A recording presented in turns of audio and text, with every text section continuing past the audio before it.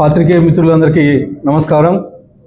ఈరోజు కొత్త జిల్లా తెలుగుదేశం పార్టీ అధ్యక్షుడు పూల నాగరాజు గారి ఆధ్వర్యంలో అనంతపురంలో ఈ ప్రెస్ మీట్ కార్యక్రమం ఏర్పాటు చేయడం జరిగింది. దీనికి హాజరైనటువంటి మా Anantapur parliament general secretary Sridhar గారికి, అలాగే ఉపాధ్యక్షుడు కృష్ణకుమార్ గారికి, కార్యదర్శి తాజుద్దీన్ గారికి, సోదరుడు మాజీ గ్రంథాలయం చైర్మన్ గౌసముద్దీన్ గారికి, అందరికీ పాత్రికేయ మిత్రులందరికీ పేరు పేరున నమస్కారాలు తెలియజేస్తూ, ఈరోజు నరకాసుర పాలన నుంచి విముక్తి పొంది దాదాపు సంవత్సరంన్నర కాలం వస్తోంది. ఈ సంవత్సరంన్నర కాలంలో మా ముఖ్యమంత్రి నారా చంద్రబాబు నాయుడు గారు మళ్ళీ రాష్ట్రాన్ని ఒక గాడిలో పెట్టి, అంటే దాదాపు గత ముఖ్యమంత్రి 11 లక్షల కోట్ల రూపాయల అప్పులు చేసి రాష్ట్రాన్ని అప్పగిస్తే సంవత్సరంన్నర కాలంలోనే అనేకమైనటువంటి అభివృద్ధి కార్యక్రమాలు చేస్తూ ఈరోజు మా ముఖ్యమంత్రి వర్యులు మళ్ళా రాష్ట్రాన్ని గాడిలో పెట్టడం జరిగింది. ముఖ్యంగా సూపర్ 6 పథకాలు. సూపర్ 6 సభ అనంతపురంలో జరిగితే, అనంతపురం అర్బన్ నియోజకవర్గంలో సూపర్ 6 సూపర్ హిట్ అనే విధంగా గతంలో ఎక్కడ జరిగినంత విధంగా అనంతపురంలో ఈ సభ సూపర్ సక్సెస్ అయింది. అంటే సూపర్ 6 పథకాలు ఏవైతే ఉన్నాయో బ్రహ్మాండంగా ప్రజల్లోకి తీసుకెళ్ళి బ్రహ్మాండంగా బ్రహ్మరథం పట్టే విధంగా ప్రజల్లోకి తీసుకెళ్ళగలిగాం.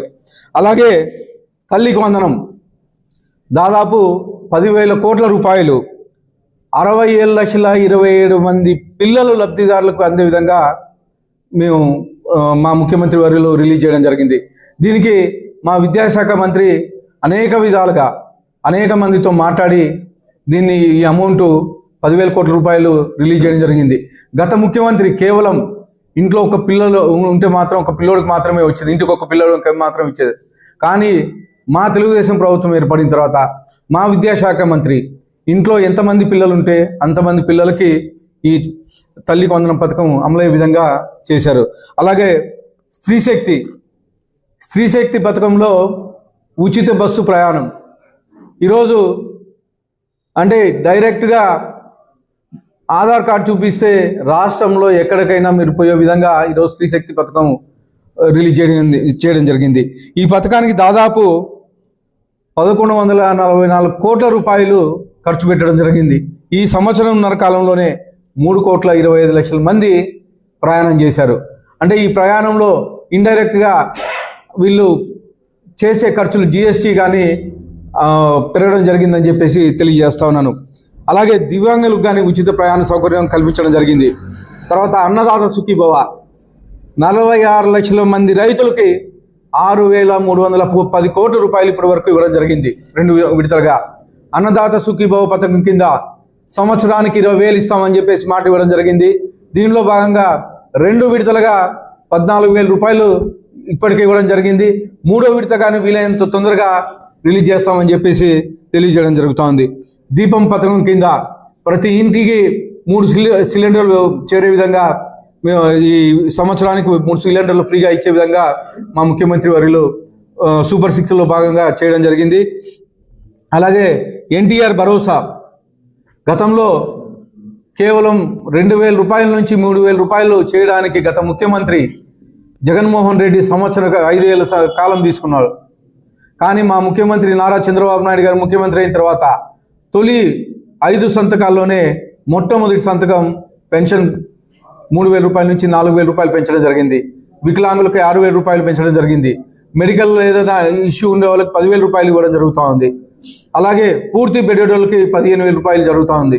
భారతదేశ చరిత్రలోనే ఎక్కడ ఏ రాష్ట్రంలో ఇవ్వని విధంగా ఓన్లీ ఆంధ్రప్రదేశ్ మన ముఖ్యమంత్రి నారా చంద్రబాబు నాయుడు గారు ఈ పెన్షన్ పథకాన్ని ఇస్తున్నారని చెప్పేసి తెలియజేస్తా ఉన్నాను. అలాగే మత్స్యకారులకు భరోసా ఇచ్చారు.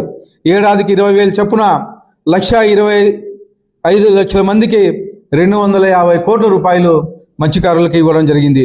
అలాగే నేతన్నలకు ఉచిత విద్యుత్ పథకం ద్వారా మన మగ్గాలకి నెలకి 500 యూనిట్లు, మగ్గాలకి 500 యూనిట్లు, మగ్గాలకి 200 యూనిట్లు ఉచిత విద్యుత్ ఏర్పాటు చేయడం జరిగిందని చెప్పేసి తెలియజేయడం జరుగుతుంది. గత ముఖ్యమంత్రి అసలు నేతలను పట్టించుకొని పాపాలు పోలేదు. ఎక్కడే కానీ నేతలను చనిపోతున్నా కానీ ఎవరికే కానీ ₹1 ఆర్థిక సాయం చేసిన దాఖలాలు లేవు. అలాగే ఆటో డ్రైవర్లకి సేవలు అని చెప్పేసి ఒక పథకం ప్రారంభించి మొన్నటికి మొన్న ఏడాదికి ₹15,000 ఇస్తామని మాట ఇచ్చాం. అది కానీ 2 నెలల కిందట దాదాపు ₹436 కోట్ల జమ చేసి 2,90,000 ఆటో డ్రైవర్లకి ఈ లబ్ధి చేకూర్చారని చెప్పేసి తెలియజేయడం జరుగుతూ ఉంది. అన్నా క్యాంటీన్ తొలి 5 సంతకాల్లో అన్నా క్యాంటీన్ ఒకటి. గత ముఖ్యమంత్రి ఎన్టీఆర్ గారి పేరు మీద అన్నా క్యాంటీన్కి ఎక్కడ పేరు వస్తుందో అని, నారా చంద్రబాబు నాయుడు గారికి పేరు వస్తుందని చెప్పేసి పేదల పొట్టగొట్టి 204 అన్నా క్యాంటీన్లు మూపించాడు. కానీ మళ్ళా తెలుగుదేశం ప్రభుత్వం వచ్చిన తర్వాత తొలి 5 సంతకాల్లో అన్నా క్యాంటీన్ ఓపెన్ చేపించి ఈరోజు దాదాపు 4 కోట్ల భోజనాలు కేవలం ₹5తోనే పేదలు పొట్ట నింపే పరిస్థితి. 3 పూట్ల పొద్దున సాయంత్రం మధ్యాహ్నం 3 పూట్ల కేవలం ₹5తోనే ఈ భోజనం ఏర్పాటు చేశామని చెప్పేసి తెలియజేస్తుంది. ఇవే కాకుండా త్వరలో ఇంకో 100 అన్నా క్యాంటీన్లు కానీ ఓపెన్ చేస్తామని చెప్పేసి తెలియజేస్తా ఉన్నాను.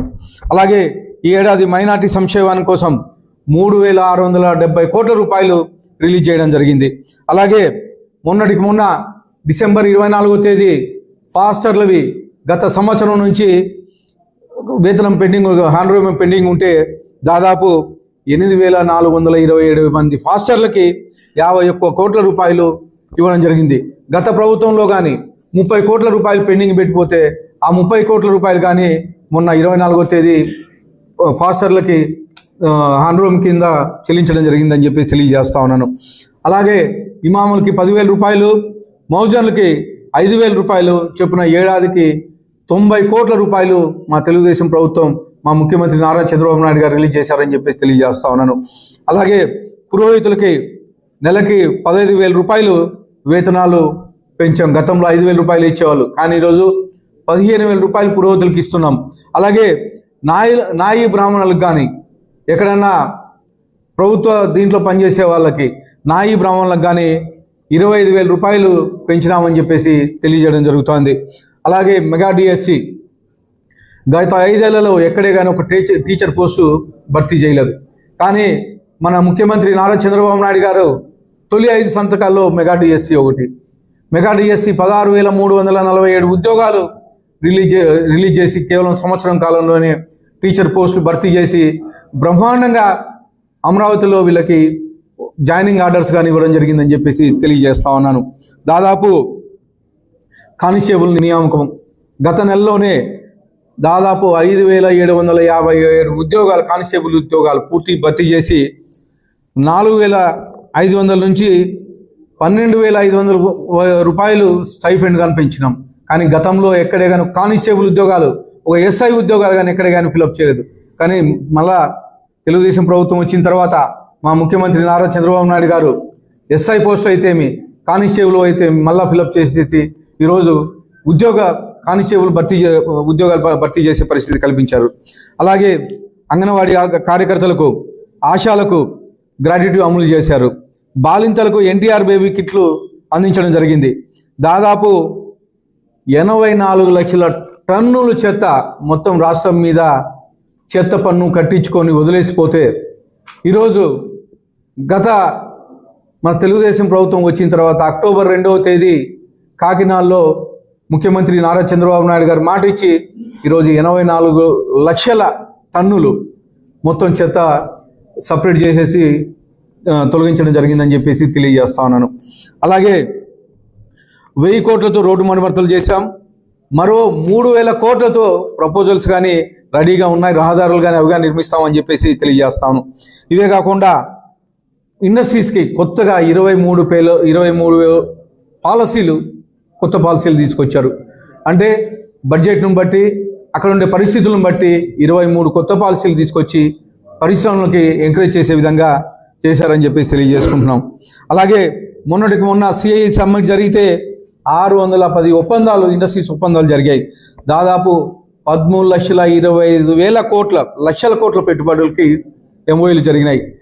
ఎంఓఎల్ జరగడమే కాకుండా దీని ద్వారా 16,13,000 ఉద్యోగాలు రూపకల్పన అయ్యే విధంగా మా ముఖ్యమంత్రి నారా చంద్రబాబు నాయుడు గారు అలాగే మా యువ నాయకుడు నారా లోకేష్ గారు చర్యలు తీసుకున్నారని చెప్పేసి తెలియజేస్తా ఉన్నాను.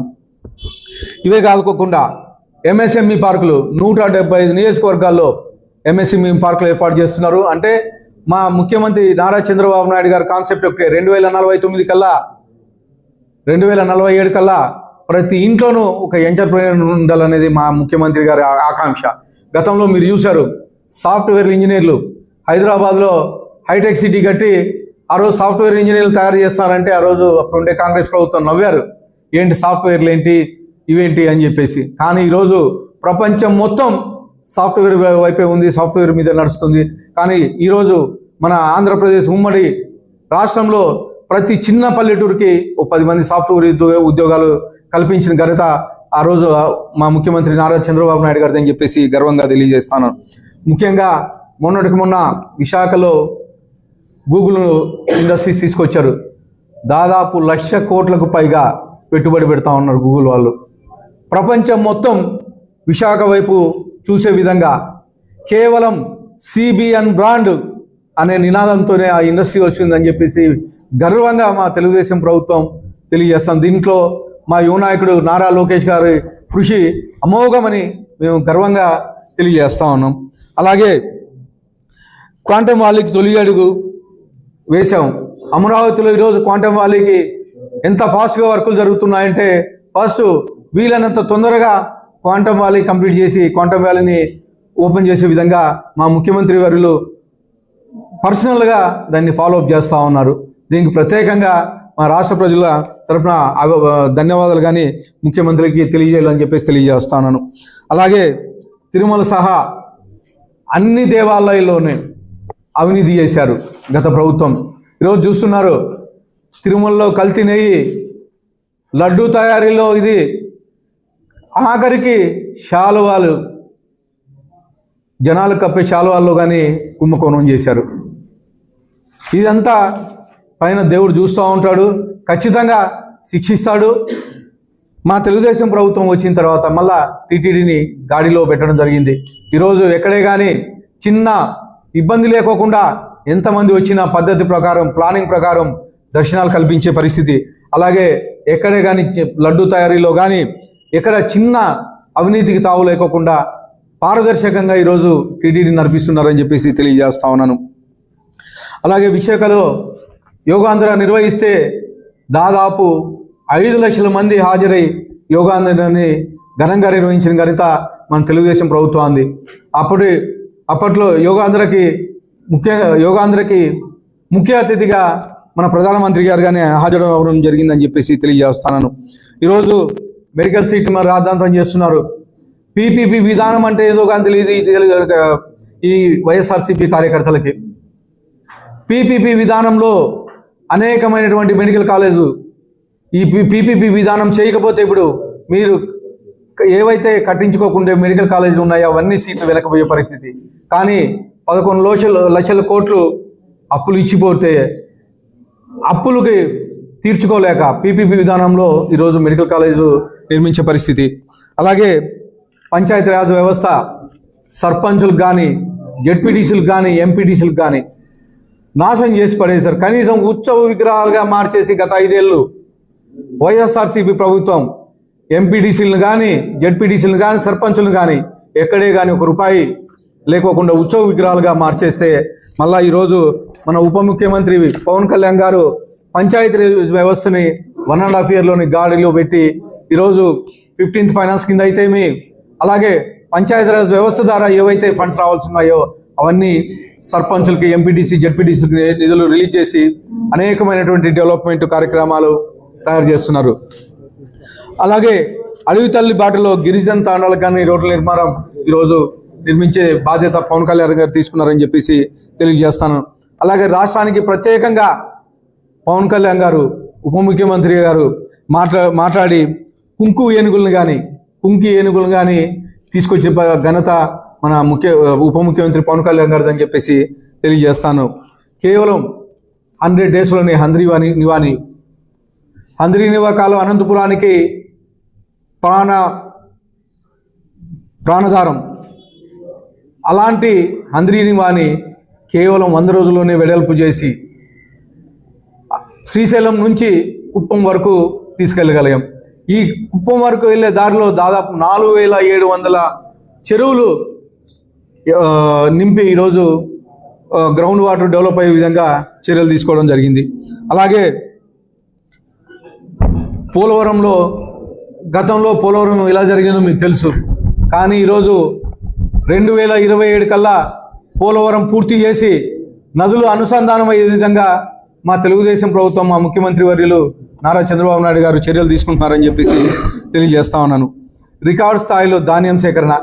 గతంలో ధాన్యం సేకరించి డబ్బులు ఎప్పుడు ఇచ్చేవాళ్ళో కానీ తెలియదు. కానీ ఈరోజు ధాన్యం సేకరించిన 24 గంటల్లోనే రైతులకి అకౌంట్లు వేశారు. దాదాపు ఈ 1.5 ఇయర్లోనే 5,48,000 మంది రైతులకి 8,120 కోట్ల రూపాయలు జమ చేయడం జరిగిందని చెప్పేసి తెలియజేస్తాను.